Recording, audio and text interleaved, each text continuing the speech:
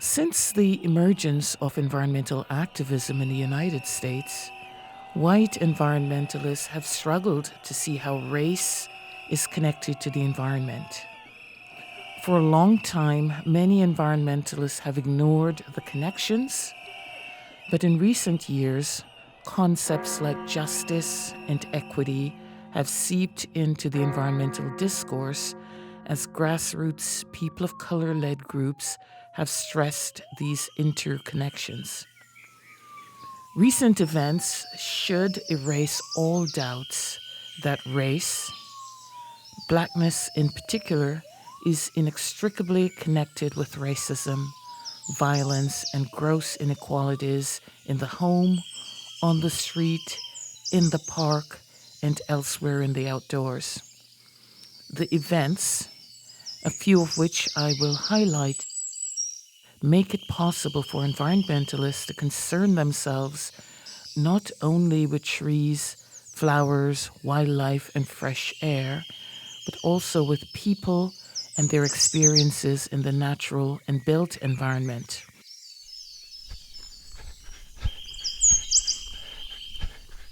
Environmentalists urge citizens to take a walk or a jog without contemplating for a second the fate of Ahmaud Arbery.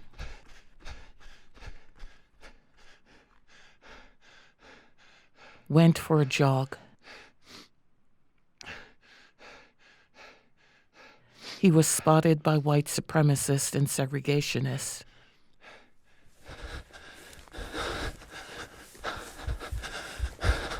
Chased down in a vehicle. Cornered by 3 armed men.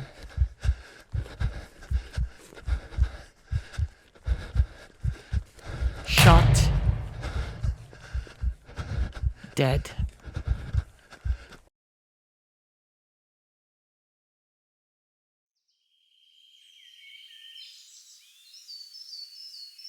In the confines of the Ramble in Central Park, Harvard graduate and member of the board of directors of the New York Audubon Society, Christian Cooper, is doing something he enjoys: bird watching.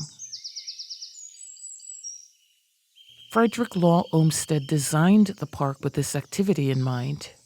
For Chris, right activity, wrong skin color. Amy Cooper, right skin color. Olmsted wanted white females to get fresh air and exercise and take contemplative walks in the park.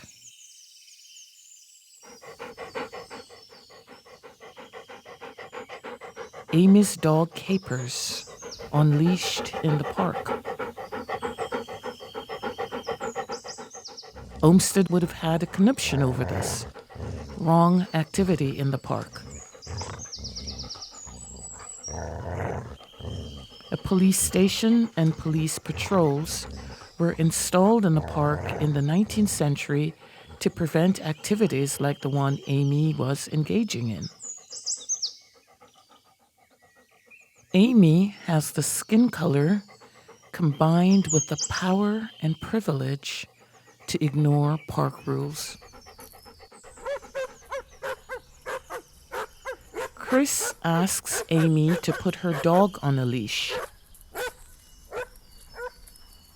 Amy, incensed by the hubris of a black man to make such a request, asserts her white power and privilege. I'm going to tell them there's an African-American man threatening my life.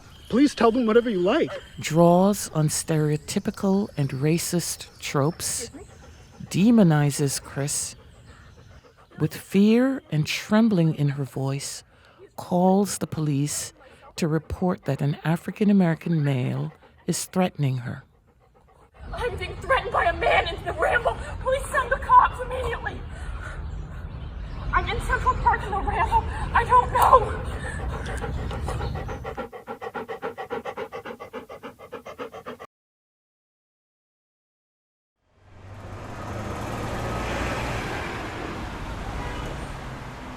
George Floyd could not have imagined dying in front of the store he walked out of and sat in a car with a friend. In the last minutes of his life, George felt his face being pressed into the asphalt. Black asphalt. Black shoes. Shiny shoes visible all around. Earth. Pushed into the earth. Forcibly.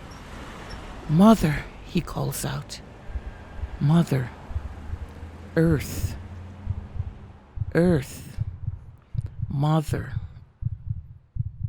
Above him, whiteness. The unspeakable violence of a white knee pressed into his throat. Unrelenting force, forced into the earth.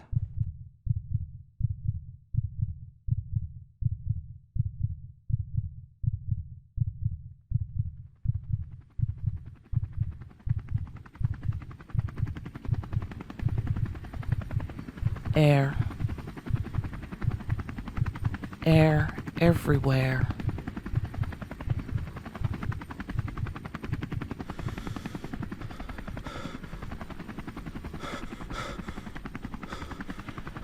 I can't breathe, he says.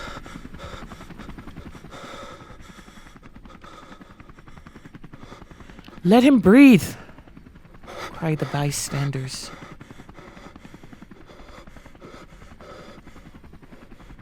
The white knee remains. It does not let up. Air is forced from him.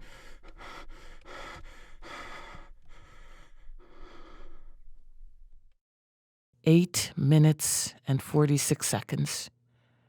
No more air in George. Dead.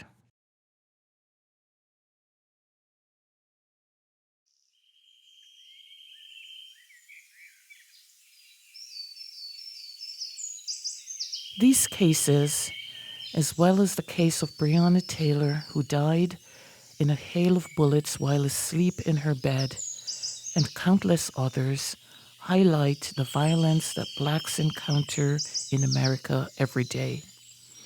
Environmentalists can no longer turn a blind eye to the structural factors that give rise to and perpetuate these inequalities.